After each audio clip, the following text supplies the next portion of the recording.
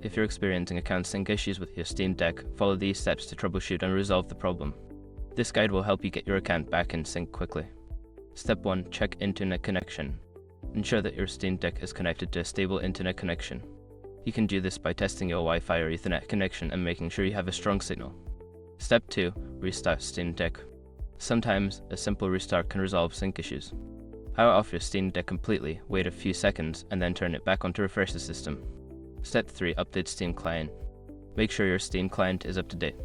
Open the Steam application, navigate to the settings, and check for any available updates. Install any updates and restart the client.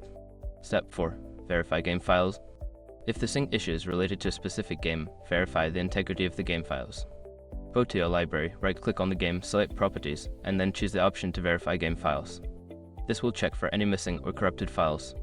Step 5. Relog into your account. Log out of your Steam account and then log back in. This can refresh your account settings and may resolve any sync discrepancies. Make sure to enter your credentials correctly.